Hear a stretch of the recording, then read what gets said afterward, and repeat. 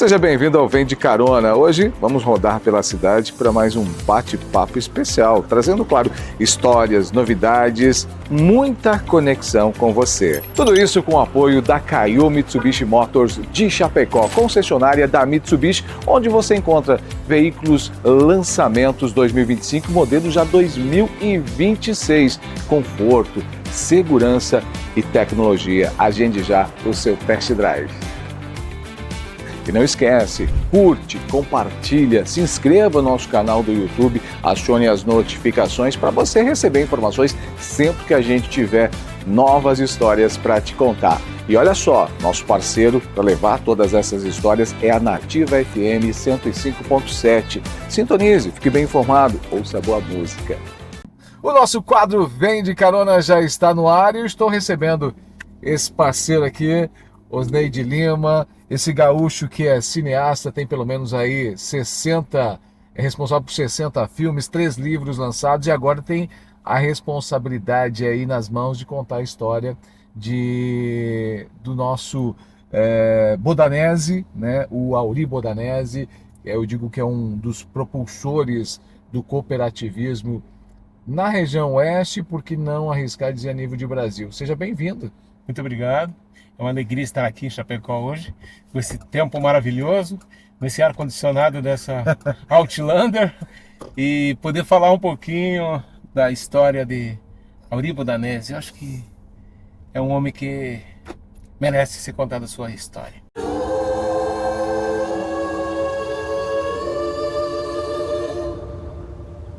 Luxurious.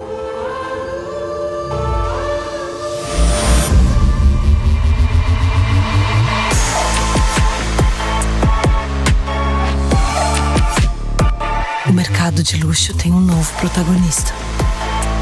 Chegou o Outlander, o híbrido carregado de luxo. Importante tê-lo aqui para a gente falar um pouco sobre essa obra, mas antes conhecer um pouco da tua trajetória. Eu falei aqui que são 60 filmes já, na qual você conduziu, os livros escritos, ou seja, tem uma história nesse meio muito forte. Você, como disse, é gaúcho natural? Eu sou natural de Erval Grande, no Rio Grande do Sul. E eu vim para Chapecó muito cedo. Cheguei aqui, eu tinha 3 anos de idade e meu pai morou 1 ano aqui. E nós rumamos a Faxinal dos Guedes. E eu fiquei até os 17. Depois voltei para Erechim. E Faxinal dos Guedes foi ali na escola Salustiano Cabreira que eu aprendi a arte da interpretação, a arte do teatro. E que, é claro, depois me levou a fazer meu primeiro curta em Faxinal dos Guedes. Era para ser um filme de terror, mas foi uma comédia. Um filme de terror que virou comédia. Virou um filme trash, uma comédia trash. E foi uma experiência muito boa, que eu tive com os amigos ali, enfim, eu comprei uma câmera na época.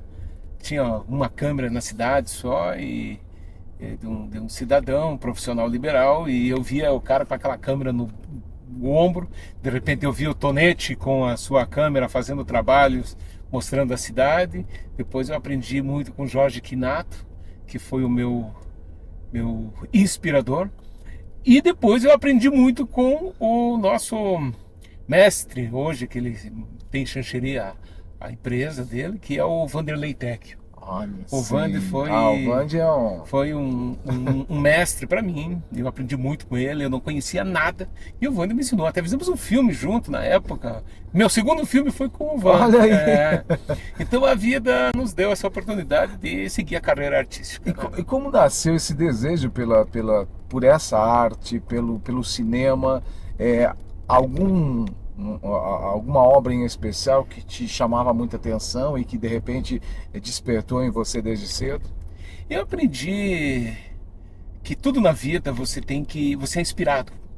E eu me inspirei nos Trapalhões. Olha. Eu vi o Dedé Santana, sempre foi meu ídolo. Hoje nós somos amigos e ele até de vez em quando ele comenta que ele tem orgulho de que eu aprendi a arte do cinema assistindo os filmes dele, os quais ele dirigiu.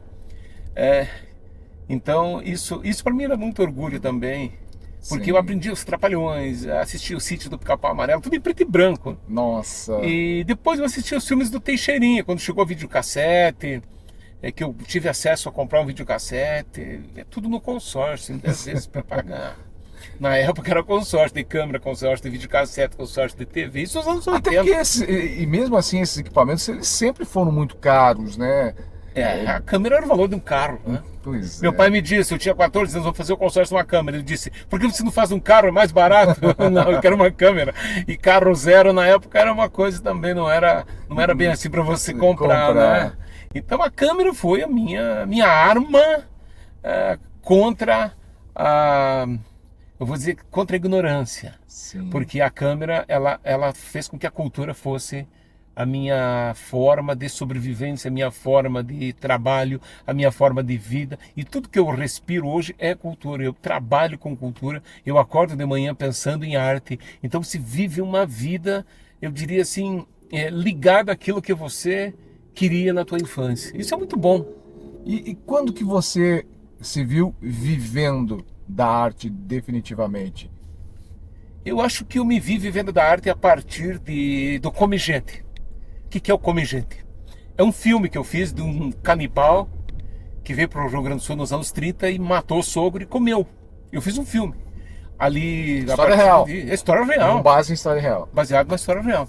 A partir dali eu fiz o meu curta, foi premiado em Gramado. Eu fui parar no programa do Jô Soares e foi pro Fantástico da Rede Globo e aí a coisa pegou fogo. Aí o Brasil inteiro ouviu falar do Come Gente. Foi um filme assim premiado, um filme reconhecido, um filme muito visto.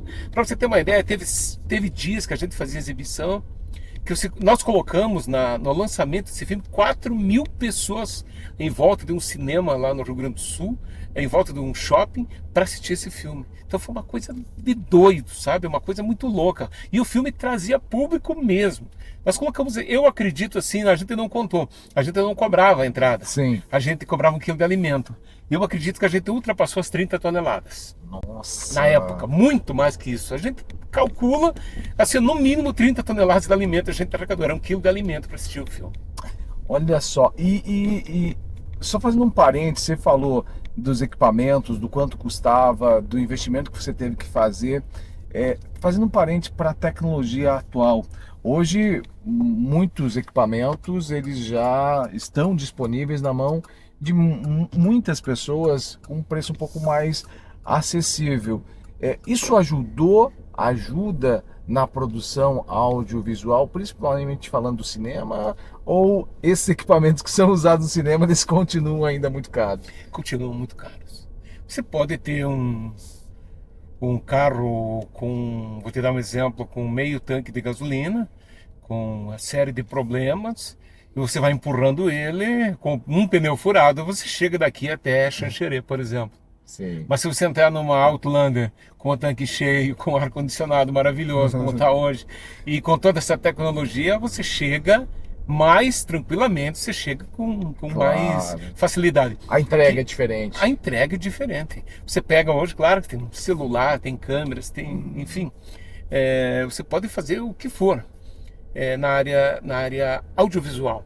Mas quanto melhor o equipamento, quanto melhor a câmera, melhor o resultado. Você pega uma IMAX, você pega uma Red, você pega uma câmera Panavision, você vê a diferença que tem com uma câmera Sony, uma câmera, digamos, Panasonic, uma câmera... Antigamente existia a Sharp, não existe mais hoje. Então você vê a diferença de qualidade. Hoje o acesso é fácil, mas o resultado é outro. É outro. Literalmente. Que legal. Bom, você estava falando das premiações, né? Você recebeu a premiação desse filme e reconhecimento em outras obras também, né? Sim, eu fiz o filme O Casamento da Jacutinga, foi premiado no Festival de Gramado em 2002. Em 2003 nós recebemos um filme pela obra Memória Tim Lopes, que foi aquele jornalista do Rio que foi assassinado. A gente fez um filme em homenagem a ele. E esse filme recebeu o prêmio de melhor filme gaúcho Super 8 no ano 2003. Olha só. Então, e tem alguns reconhecimentos na Itália. Eu fiz algumas obras lá, são 3 longas que eu fiz parte deles na Itália e um curta, que também receberam reconhecimentos lá. Isso já agora em 2015 e 2016. Então isso tudo nos leva a continuar a fazer mais obras, e quando eu chego à conclusão que eu fiz 59 obras, às vezes eu não acredito. Você vai construindo filmes, curtas, então você vê que a coisa é muito maior. Criando a sua história, contando histórias. Exatamente, é assim que funciona. E como é que e por que esse longa contando a história do Auri Bodanese? Auri Bodanese, ele, além de ter sido um exemplo, não só para Chapecó, como para todo o oeste, todo o estado de Santa Catarina, e mais dignamente falando para todo o Brasil, ele foi uma liderança que ele não deixou máculas.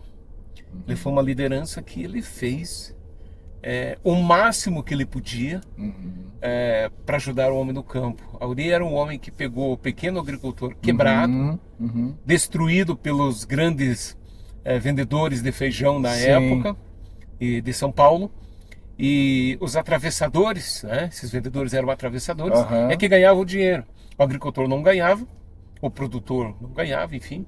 O comerciante ganhava um pouco menos, e quem ganhava era o atravessador, São Paulo, Rio, que eram, na verdade, os 2 pontos onde mais se comercializava.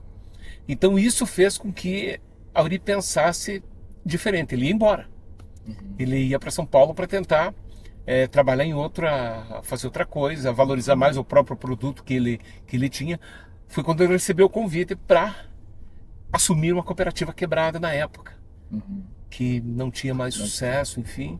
E ele assumiu com muita força de vontade, porque ele consultou o pai, consultou a esposa, e assumiu essa cooperativa quebrada. E essa cooperativa transformou-se numa potência que é a Cooperalfa. Transformou-se, ela pagou as dívidas, eles pagaram todas as dívidas, resolveram todos os problemas que a cooperativa tinha e transformou nesse gigante império que é o cooperativismo do oeste de Santa Catarina. Ele fez muito pelo oeste de Santa Catarina. Ele fez muito. Ele, se não fosse Auri, eu acho que essa região aqui seria uma região muito pobre, uma região muito difícil. Por quê? Porque até logisticamente, né? Se a gente for olhar longe de capitais. Exatamente, longe de tudo. Longe demais das capitais, como dizia o Humberto Gessinger. E longe demais das capitais te dificulta todo o movimento. E ele conseguiu com isso agregar pessoas, outras cooperativas, criar outros órgãos, outras instituições que começaram a puxar os agricultores que estavam com problema para trabalharem juntos, cooperativamente. E ele transformou isso num gigantismo que hoje não tem tamanho. Isso é espalhado, ele foi exemplo para os grandes, sabe? E replicou isso, pelo menos essa ideia e esse modelo para o Brasil todo, né? Porque hoje essas cooperativas, né, grandes cooperativas da nossa região, elas são reconhecidas a nível de Brasil e, por que não dizer, até de mundo, né? Pois é, são marcas que o Auri criou, ajudou a criar, ou foi o desenvolvedor das ideias que transformaram aqueles pequenos agricultores que tinham um porco, meio porco, um frango, 2 frangos, que tinha, enfim, que não tinham nada absolutamente. Ele fez com que eles se juntassem aos que produziam um pouco mais e juntos, como eu falei antes, cooperativamente, eles criaram uma forma de vender o produto e o produto ser reconhecido. Hoje está espalhado por 80 países as ideias que o Auri Bodanese teve. Então isso é um motivo de orgulho para Chapecó. A Auri é um motivo de orgulho para Chapecó. E eu acho que tem que ser reconhecido.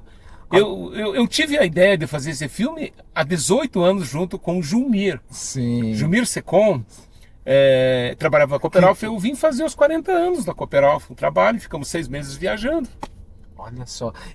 Olha só, quando você conta, você está falando aqui do Auri, quem talvez não conheça a sua história, ele foi um cara muito além do tempo, né? Provavelmente o longa vai mostrar um pouco também de como era a vida, né, do Auri. Sim. Como é que era? Porque olhando hoje, você olha eu imagino, eu desenho na minha mente um senhor extremamente para frente, né, com a mentalidade extremamente empreendedora. Exatamente. Auri pouco falava, Olha. ele pouco conversava, era um homem de pouquíssimas palavras. O olhar dele falava por si. Ele era um homem que tinha o poder da caneta na mão, um homem de decisão. O que ele decidia estava decidido e acabou a história, acabou por aí. Auri tinha uma democracia que regia a cooperativa, mas Auri era o dono da caneta. Auri mandava e desmandava e mandava de novo. Por quê? Porque ele tinha esse poder. Ele era um homem que sabia o que falava 40 anos à nossa frente. Se Auri estivesse hoje aqui, ele não estaria pensando em Chapecó em 2036, 2046. estaria muito além. 2060, ele estaria com Chapecó 2060 na cabeça. Por quê? Porque ele foi forjado a isso. Auri nunca quis estudar. Ele não queria ir para a escola. E o pai obrigava ele a ir. Só que quando ele chegava na escola, ele criava situações que de fato já estavam dentro dele. O cooperativismo. Por exemplo, ele saía da escola, ele pegava os jornais, no jornal Voz da Serra de Erechim, pegava jornais e um cacho de banana e vendia na rua junto com os amigos. No final da tarde eles reuniam-se e quanto foi vendido? Nós vendemos tanto. Aí eles juntavam, dá quanto para cada um? Dá isso. E ele pedia, mas vocês trabalharam certinho? Vocês venderam o tempo todo? Vocês foram para casa dormir? Não, nós vendemos, então você tem direito. Agora aquele que ele sabia que tinha ido para casa dormir, não teria direito. Então ele trouxe esse ar cooperativista desde a sua infância, desde criança. E o estilo de vida dele? Depois, como é que era? Muito simples. O Auri sempre foi muito simples. Eu chego aqui na churrascaria Barriga Verde, que é uma das mais antigas, acho que deve ter 70 anos essa churrascaria. O pessoal ali que nos atende sempre, os irmãos, que são muito amigos nossos, a gente vai lá almoçar, eles contam as histórias de Auri quando começou a cooperativa, que almoçava com eles. Aos domingos, ele tinha uma mesa própria onde ele ia com a família, enfim. Ele era um homem muito simples, uma pessoa muito simples. Ele nunca foi um homem assim de dar valor para coisas que não trariam o bem-estar para ele, sabe? Aquela coisa assim, dele se sentir bem. Eu fiz isso, mas isso não me fez bem. Não, ele tinha que se sentir bem. Então, todas as pessoas que eu conversei, colegas de aula dele que estão em Erechim até hoje, que me contam como ele era na escola. Eu encontrei um primo dele aqui em Barão de Cotegipe. Esse primo dele me contava que ele era assim mesmo. Ele foi sempre, desde criança, muito trabalhador, muito correto, muito honesto, muito sério. Isso ele sempre foi. E tinha uma coisa, ele nunca desistia. Auri nunca desistiu. A dona Zelinda fala isso na entrevista. O Auri nunca desistiu. Por quê? Porque ele saía daqui e ele ia 5, 6, 10 vezes no BRDE para tentar o financiamento. Chegava em casa, como é que foi? Não deu. Como é que foi? Não deu. E vai. Continuava. Dali 6 meses, como é que foi? Deu certo. E ele ia de Landau ou não? Ele ia de Landau dirigindo. Ele ia dirigindo o Landau, sozinho. Chegava lá em Florianópolis e esperava abrir o banco, ele ia à noite. Esperava abrir o banco. Nossa, determinado. Ele tentava o financiamento, deu, não deu, volta outra vez. E ele sempre foi determinado. E essa determinação, quando eu comecei a ler sobre ele, é a que nós estamos tendo com relação ao filme. Você acha que está sendo fácil fazer esse filme? Não está sendo fácil. Não é fácil. Os desafios são gigantes para fazer uma obra cinematográfica no Brasil. Não existe, assim, recurso para você fazer o filme. Digamos assim, recurso à vontade. Não existe isso. A gente tem que ter um projeto, tem que aprovar, a gente aprovou, a gente está em fase de captação. Então a gente está batalhando, lutando para conseguir o recurso para fazer esse filme. Nós temos que fazer esse filme. E quando às vezes vem a dificuldade, vem aquela e agora? E agora? Eu lembro sempre, Dona Zelinda sempre diz, a Auri nunca desistia. A Auri nunca dizia que não ia dar certo. Vai dar certo. E quando vai dar certo, você tem que colocar na tua cabeça que depende mais de você do que qualquer outra coisa. É você. Porque se você não estiver ali firme, se você não estiver ali com esperança, olhando para frente, esquece. Não vai mesmo. Não vai. Bom, a gente falou do Landau. O Landau, inclusive, acabou parando na mão de um dos netos dele, né? Hoje aqui a gente andando de Mitsubishi, eu imagino ele correndo o estado todo, indo para a capital, buscar recursos, trazer parceiros, convencer as pessoas da sua ideia, que era muito inovadora. Pois é, pensa você ir daqui a Florianópolis todas as semanas de Landau, viajando à noite, chegando lá, dormindo 1 hora dentro do carro e depois você, no outro dia, ter que resolver os problemas, voltar e aí ter problemas da cooperativa quando chegar. Então, é isso que nós queremos mostrar. Que nada veio do acaso, nada foi fácil, nada foi assim, caiu do céu. Tudo teve sua dificuldade, tudo foi, não foi fácil, nada foi fácil para Auri Bodanese. Aí a gente viu hoje o patrimônio histórico que esse homem tem. O patrimônio histórico que a Auri deixou é muito maior do que o patrimônio físico. Porque o patrimônio histórico nunca vai morrer. Sim, sim. O físico pode um dia acabar, Sim. agora o histórico não. Nós temos que cuidar do patrimônio histórico. E o filme vem justamente nessa pegada, de manter viva toda essa trajetória, essa história principalmente que envolve o cooperativismo, né? Deixa eu te... Até um spoiler aqui. O que está sendo pensado, alguma cena assim que posteriormente o filme pronto deve ser marcante, ou deve ser marcante até mesmo na hora de fazer, assim, que está já no roteiro? Eu acho que tudo vai ser marcante desse filme, mas tem alguns pontos. Nós temos assim, ó, quando você faz um filme, você tem que ter os altos e baixos. Você vai fazendo o roteiro, compondo ele com altos e baixos. Mas nós temos as cenas que ele faz com Dona Zelinda, porque todo grande homem tem por trás uma grande mulher. A Dona Zelinda, com toda a sua simplicidade, uma senhora de estatura pequena, uma senhora que sempre esteve ao lado do marido, eu acho que ele não teria conseguido chegar onde chegou se não fosse com ela. Olha só. É impossível.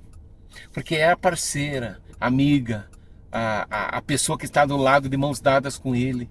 Ela tem uma cena que ela fala para nós, um momento assim que me marcou. E eu desenhei essa cena com todo carinho, com todo o amor pela obra, com todo assim aquela coisa que você pensa na cena no conjunto. É quando o seu Auri perde o pai. O pai era o grande incentivador dele. O pai era um espelho para ele. E ele consulta o pai sobre a cooperativa.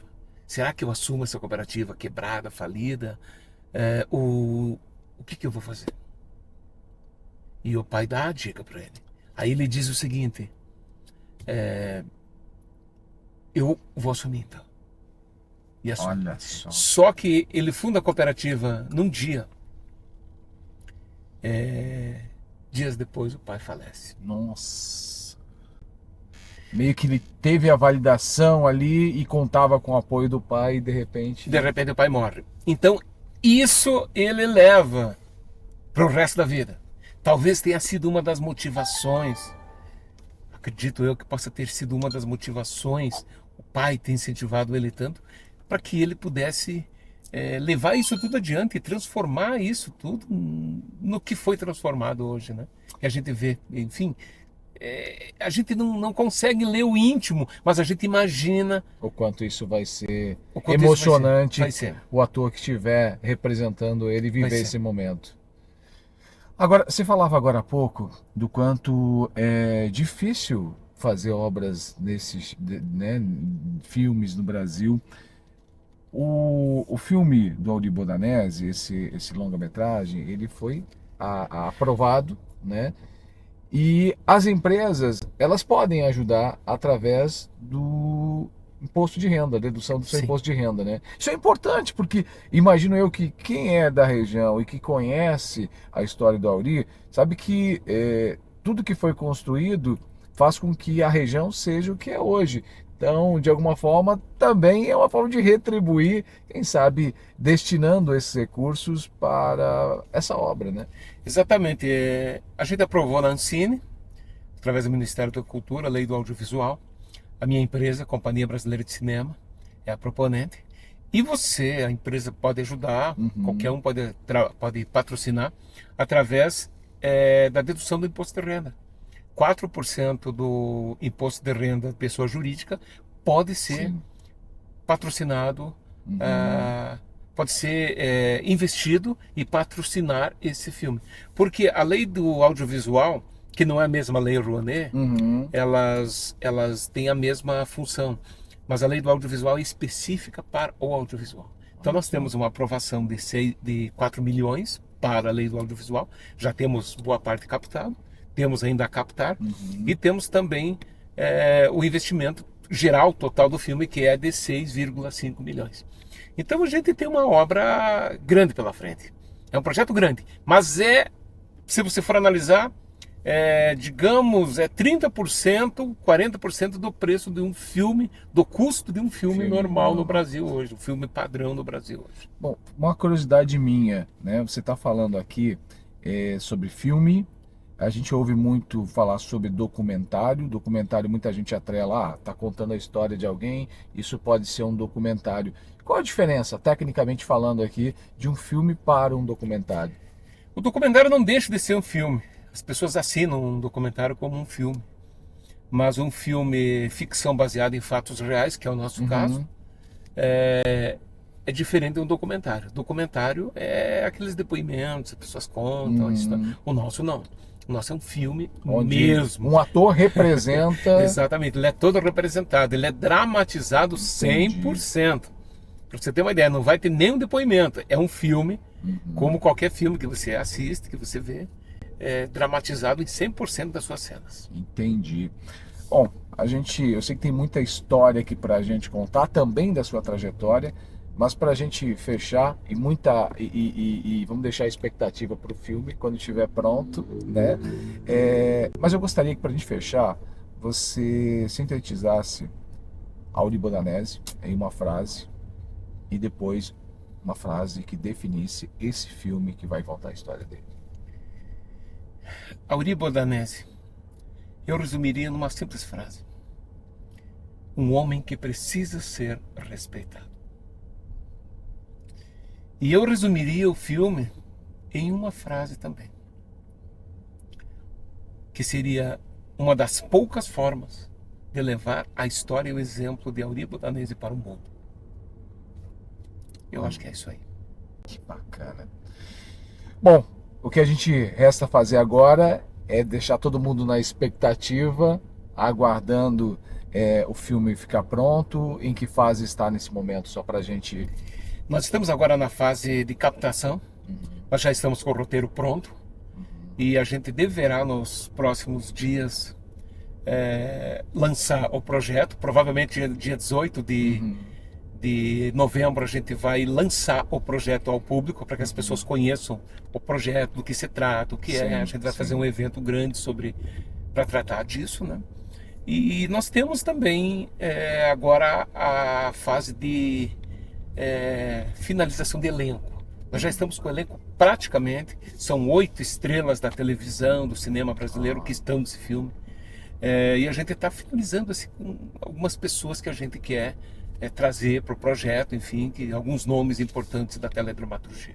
Que legal, que bacana. Com certeza vai ser uma obra muito impactante, importante para a nossa região, pro cooperativismo, principalmente quem reconhece o cooperativismo como uma grande ferramenta, né, de impulsionar a economia e envolver o máximo de agentes possíveis, né?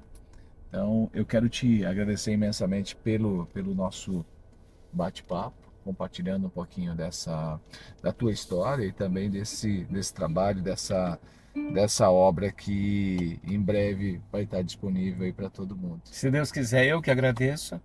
E o que a gente quer é que as pessoas entendam que essa é uma obra em homenagem a Uri Bodanese. Só o que a gente quer fazer é uma homenagem a esse homem. Vai ser um sucesso. Muito Osnei, obrigado. Obrigado se você gostou dessa história. Curta, compartilhe, se inscreva no nosso canal do YouTube, siga a gente nas redes sociais e, claro, toda semana um convidado embarca com a gente em um Mitsubishi para contar história, porque o que conecta as pessoas são histórias. Até o próximo episódio.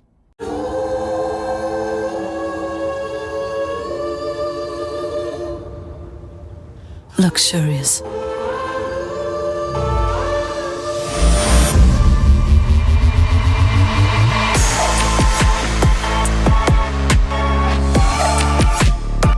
O mercado de luxo tem um novo protagonista. Chegou o Outlander, o híbrido carregado de luxo.